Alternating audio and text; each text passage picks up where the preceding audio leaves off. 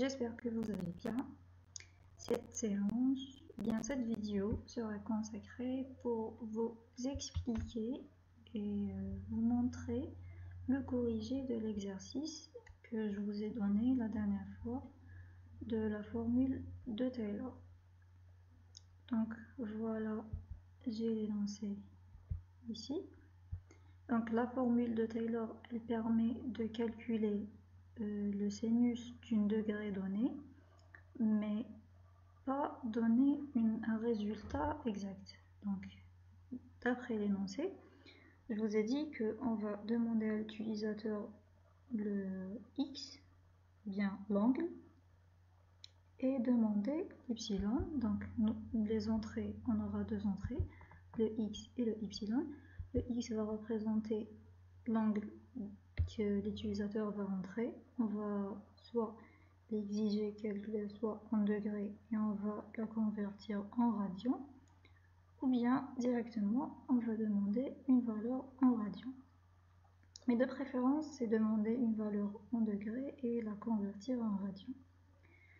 Ensuite, l'epsilon, il va nous servir à arrêter la formule.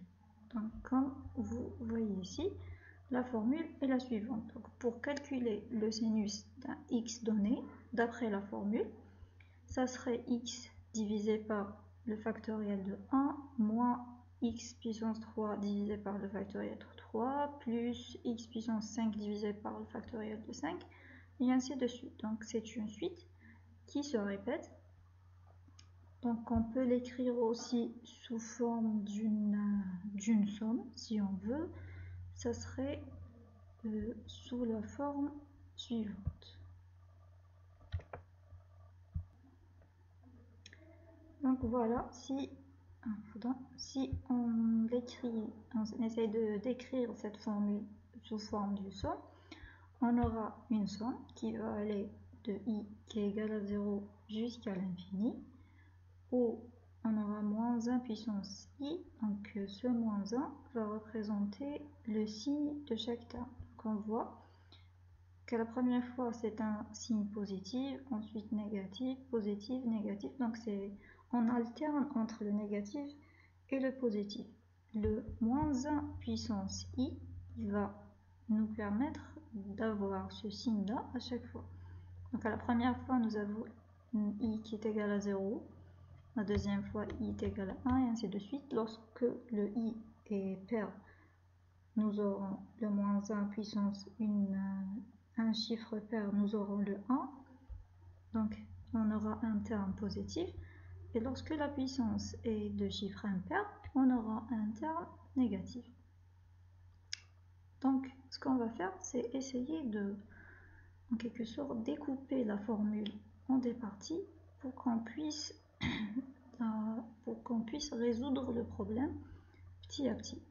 Donc, on commence notre programme. Donc, tout d'abord, on va déclarer notre variable qui est l'angle. Donc elle peut avoir de la virgule, donc ce serait un float ou un double, c'est quand vous voulez. Donc le x, on va le demander de l'utilisateur et on va le récupérer. Donc on va faire une demande ou bien on va afficher un message avec le printf pour demander l'angle et on va le récupérer avec le scanf. Donc voilà, nous avons récupéré notre angle. Maintenant que l'angle est en degrés, nous allons la convertir en radians. Pour convertir un chiffre en degrés en radians, on va le multiplier par pi et le diviser par 180. Donc pi qui est 13,14, on peut aller plus loin après la virgule et diviser par 180. Et on aura la valeur de x en radians. Si on veut à la fin afficher un message disant que voilà le résultat et on veut sauvegarder la valeur de x en degrés, on peut soit à la fin faire la conversion inverse ou bien directement on peut déclarer une autre variable, disons y, et on va affecter la valeur de x à y pour pouvoir l'afficher à la fin. Donc maintenant, on va commencer notre travail. Donc on va revenir à la formule. On va calculer terme par terme. Donc, si on constate, nous avons un terme qui est constitué d'un signe. Il a un numérateur qui est constitué d'un x ou bien l'angle à la puissance d'un chiffre qui change à chaque fois. Et aussi, nous avons un dénominateur qui est représenté par un factoriel de le même chiffre que la puissance. Et on voit qu'on avance toujours avec un pas de 2. Donc, on va pour le moment ignorer le signe. On va se focaliser sur le terme sans signe. Donc, ce qu'on va faire, on va le découper en deux. On va tout d'abord calculer le numérateur, ensuite le dénominateur. Donc, on va avoir des floats, bien sûr, parce que c'est à la base de x. On peut l'appeler puissance et factoriel, parce que le premier est à base de puissance et le deuxième de factoriel. Donc, on va, puisque soit le calcul de la puissance ou bien le calcul de factoriel, nous allons avoir des multiplications. Lorsqu'on initialise un chiffre qu'on va utiliser une multiplication dedans, on initialise avec l'élément neutre de la multiplication qui est bien le 1. Donc la puissance sera initialisée avec 1, le factoriel de même. Et on va calculer cette puissance et ce factoriel. Pour calculer la puissance d'un chiffre donné, disons qu'on a le x et on a le n qui représente sa puissance, on peut avoir une boucle. Donc on va déclarer son indice NTI. Cette boucle va aller de 1 jusqu'à n, qui est la puissance, qui avance avec un taux de 1. Et dedans, on va avoir la puissance qui est multipliée, donc lui-même multiplié par le x. Voilà. Donc ça, c'est pour la puissance. Pour calculer le factoriel, on va avoir une autre boucle séparée. Donc ce que je vais faire, je vais utiliser un autre indice pour que ça ne se mélange pas.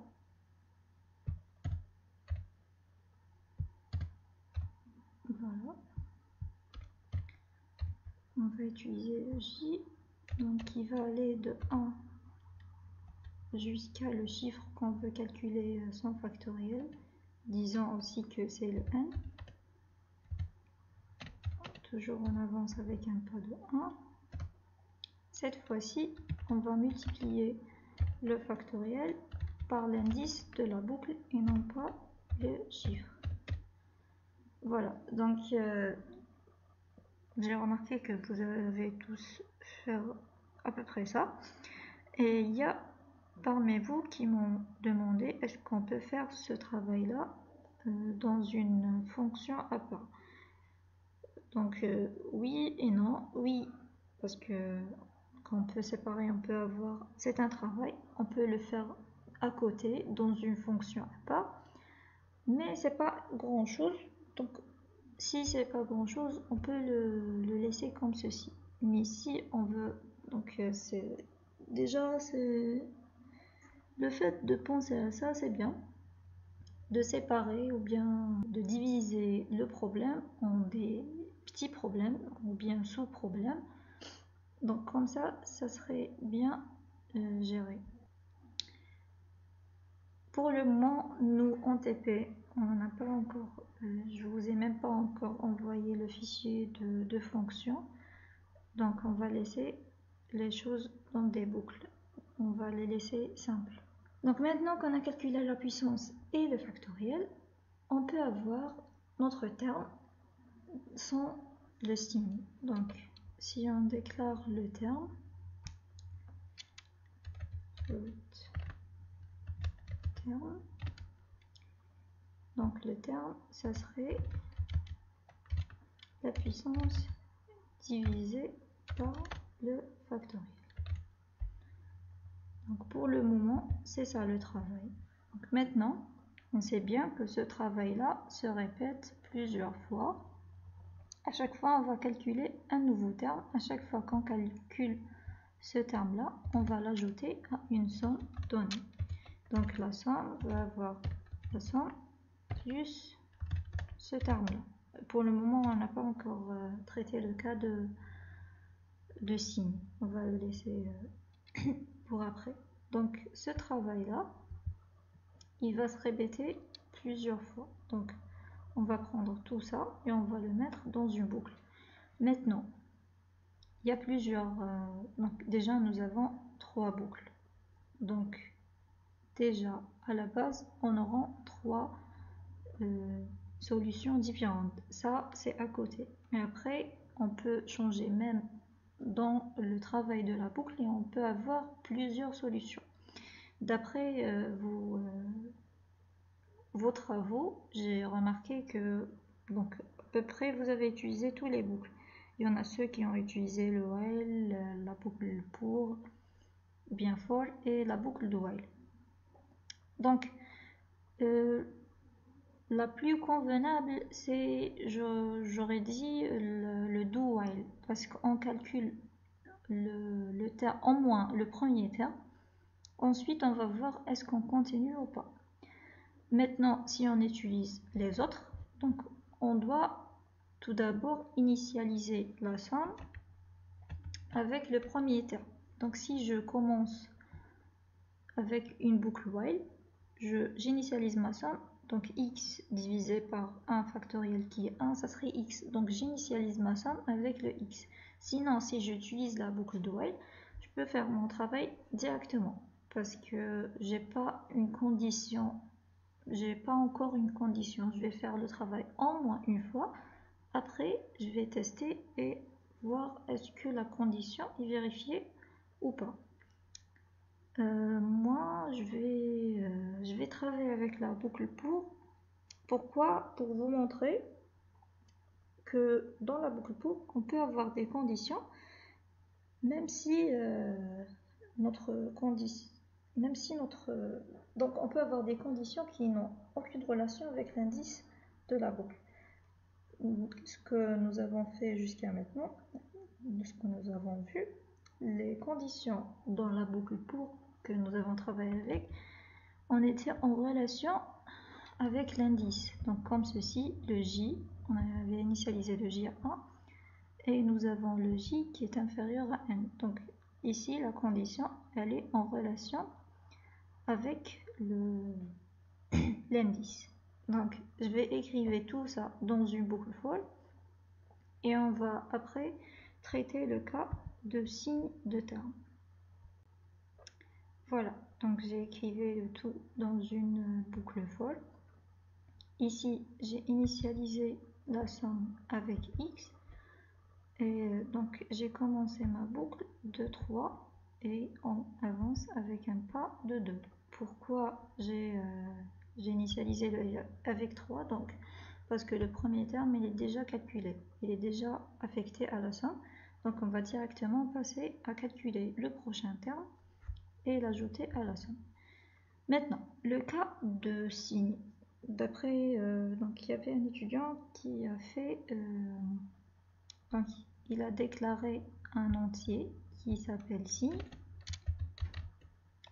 Il avait déclaré avec... pardon, c'était donc... Voilà, on va le déclarer avec moins 1. On va l'initialiser avec moins 1. Ce qu'on va faire, c'est multiplier ce signe-là par le produit, par la puissance divisée par le factoriel. Ensuite, on va changer le signe, on va le multiplier lui-même. Donc on va lui-même le multiplier par moins 1. Donc il sera ces signes multipliés par moins 1. Voilà. ça serait mieux de faire ça. Voilà, donc ce qu'on va voir, donc à la première fois, ça serait moins 1, qui est le signe de ce terme-là. La prochaine fois, on va multiplier le moins 1 par moins 1, on aura le 1. Le 1 multiplié par le terme, il ne va rien changer. La prochaine fois, on va le multiplier par moins 1, on aura moins 1. Lorsqu'on multiplie ce moins 1 par le terme, on aura un terme négatif, et ainsi de suite. Donc ça, c'est une solution. C'est une première solution. Une deuxième solution, ça serait de faire par exemple un booléen, d'utiliser un booléen de la même manière. Utiliser un booléen, quand on l'initialise à par exemple false, et on teste. Si ce booléen est à true, on va multiplier le terme par moins 1. S'il est à false, on va le multiplier par plus 1 et on va changer la valeur de ce booléen à chaque fois. Sinon, on peut aussi utiliser un troisième entier ou bien un indice, disons K, qu'on l'incrémente à chaque fois avec 1. Donc à la première fois, on va l'initialiser avec 0, on va l'incrémenter à chaque fois avec 1 et on va tester. S'il est pair, on va le multiplier par moins 1. S'il est impair, on va le multiplier par 1 et on incrémente cet indice à chaque fois avec 1. Donc ça, c'est une solution. Donc vous voyez, il y a plusieurs solutions, pas une seule, mais je préfère celle-là. Il y en a qui ont l'utilisé, elle est plus optimisée que les autres. Donc les autres, on va utiliser des conditions, des if-else. Donc à cette manière, on va optimiser notre code. Donc comme ceci, nous aurons, jusqu'à maintenant, nous aurons calculé la somme. À chaque fois, on va ajouter le terme à la somme et on aura notre boucle qui se déroule. Maintenant, nous allons passer à l'epsilon. Donc la condition d'arrêt de notre série, c'est qu'on va utiliser un certain epsilon, qu'on va demander de l'utilisateur. On va lui demander de l'utilisateur, donc c'est à l'utilisateur de nous donner l'epsilon.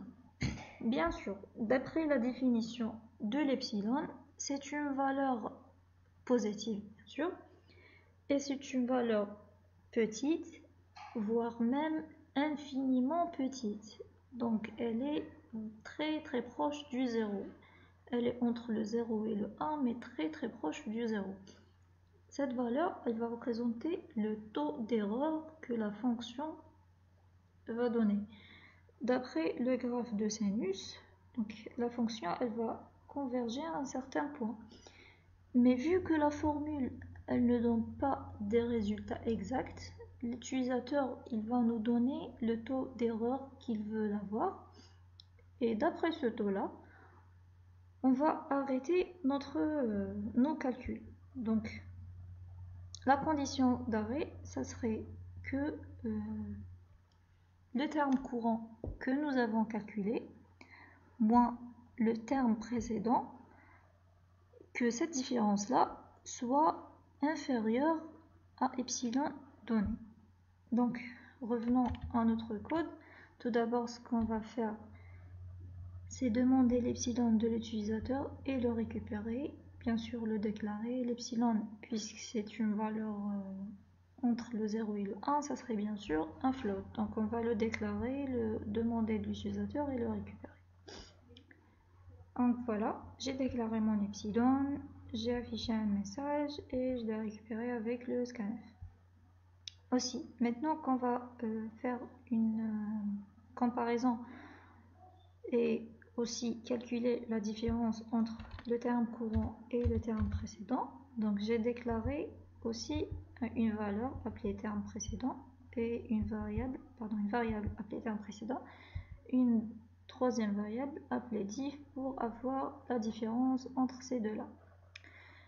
Donc, ce terme-là, on va l'initialiser avec x parce que ça serait le nouveau terme, ou bien le terme actuel, qui est donc parce qu'on a déjà travaillé avec la somme. Ensuite, ici, lorsqu'on entre dans la boucle, la première chose qu'on va faire, on va calculer la puissance, on va calculer le factoriel. Ensuite, on va affecter à notre terme le nouveau terme calculé. Donc si on fait cela, si nous avons un terme précédent, on va l'écraser. Pour ne pas l'écraser, on va l'affecter à la variable terme précédent. Donc terme précédent, elle va avoir terme. Donc dans ce cas-là, jusqu'à là, nous n'avons rien fait. Nous n'avons pas affecté le nouveau terme. Lorsqu'on entre dans la boucle, on aura le terme précédent, l'ancien terme. Donc ici, comme dans ce cas-là, l'ancien terme c'est x. Et dans ce cas-là, on va calculer le terme moins x puissance 3 divisé par 3 factoriel. Donc le terme précédent, c'est celui-là. On va l'affecter à terme précédent, on va calculer le nouveau terme. La prochaine fois, lorsqu'on passe à la prochaine itération, ce terme-là, ce serait le terme précédent. Donc on va l'affecter à cette variable et on va calculer le nouveau terme et ainsi de suite. Donc on va l'affecter à ce terme-là pour qu'il ne soit pas écrasé. Une fois qu'on a calculé le nouveau terme, on peut calculer maintenant la différence. Donc différence, ça serait le nouveau terme moins l'ancien terme. Voilà. Maintenant, nous avons dit que la condition d'arrêt est que la différence entre le terme actuel et le terme précédent soit inférieure à epsilon. Donc ça, c'est la condition d'arrêt. Donc pour ne pas arrêter notre boucle, ou bien on entre dans la boucle dans notre cas. Dans le cas où la différence est supérieure à epsilon, on exécute notre boucle. Une fois que la différence elle est inférieure, on va quitter notre boucle. Donc on va maintenant mettre notre condition. Or, on voit qu'une fois, parfois le signe des termes peut affecter notre différence, notre valeur de différence, et qu'elle peut être une valeur négative. Donc, on va utiliser la fonction pour calculer, une fonction pour calculer la valeur absolue. Pour cela, tout d'abord, nous allons utiliser la bibliothèque math. Donc, cette bibliothèque, elle nous fournit des fonctions prédéfinies mathématiques. Par exemple, pour calculer la puissance, il y a la fonction power. Pour calculer justement la valeur absolue, il y a la fonction ABS pour dire absolute. Donc ça, c'est pour calculer la valeur absolue des entiers. Or, ici, nous avons des floats, donc on va utiliser le FABS qui va permettre de calculer la valeur absolue des floats. Donc on va comparer la valeur absolue de la différence avec epsilon. Lorsque cette différence est supérieure à epsilon, nous allons exécuter notre boucle. Donc aussi, nous devrons initialiser notre différence. Donc notre différence, elle doit être supérieure à epsilon pour qu'on puisse entrer dans notre boucle. Donc, comme valeur, la différence va avoir en premier cas la valeur x comme une valeur initiale. Donc voilà, et à la fin, on va avoir un printf pour afficher notre somme. Voilà, c'est la somme et la valeur sinus de l'angle x donné par l'utilisateur. J'ai ajouté l'affichage. J'ai mis point E pour ne pas avoir trop de virgule après, trop de chiffres après la virgule. Donc on va utiliser le Y pour afficher la valeur du degré que l'utilisateur a entré. Voilà, ici c'est égal 1 plus égal 2. Voilà. Aussi, si vous avez remarqué, j'ai changé, il y avait le n avant, j'ai changé, donc on va travailler avec le i à chaque fois, et pour la puissance et pour le factoriel. Donc si on essaye de faire une exécution, je vais faire avec 5 par exemple, parce que je sais combien c'est le y, donc il doit être petit, donc on va lui donner une valeur par exemple de 0,3, et voilà le sinus de 5, et on va essayer de calculer avec la calculatrice pour comparer les deux valeurs. Donc la calculatrice, elle va nous donner bien sûr une valeur exacte. Le sinus de 5 c'est 0,871 et ainsi de suite. Donc ici nous avons 0,08, ensuite 3. Donc c'est une valeur proche mais pas exacte de la valeur de sinus. Maintenant, si on essaie d'optimiser notre code, comment faire?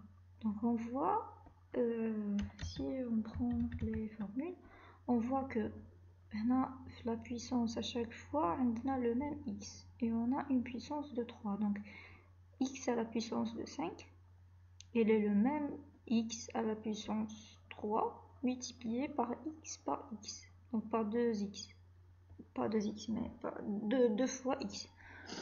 Et le 3 factoriel, si on le décompose, ou bien, pardon, le 5 factoriel, si on le décompose, c'est 5 multiplié par 4, multiplié par 3, multiplié par 2, multiplié par 1. Donc c'est 3 factoriel multiplié par 4, multiplié par 5. Donc on peut en mettre dans les deux boucles et faire une seule ligne de code.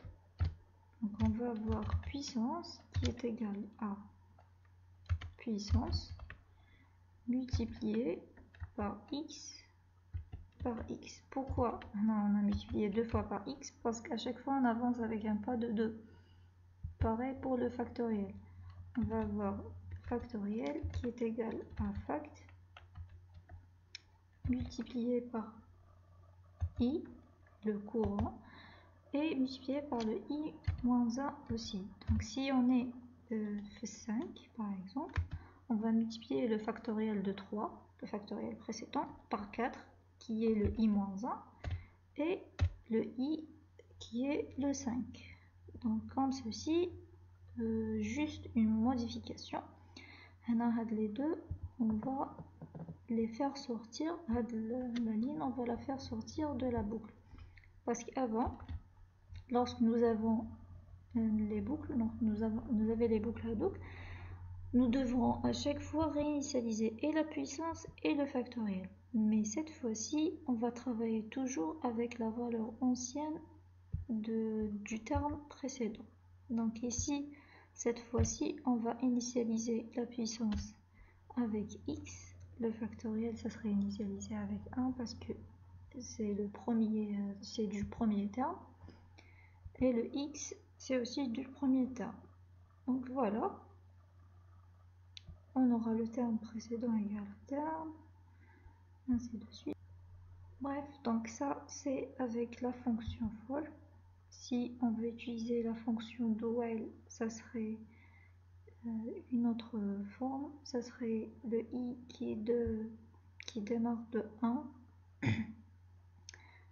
Et cette condition, ça serait vérifiée à la fin. Donc, parce que nous allons do while. Si on utilise la fonction while, nous devrons faire l'incrémentation dans le corps de la boucle et nous devrons faire l'initialisation avant d'entrer dans la boucle. J'espère que c'est compréhensible. Et voilà, si vous avez des questions, vous me les posez en commentaire.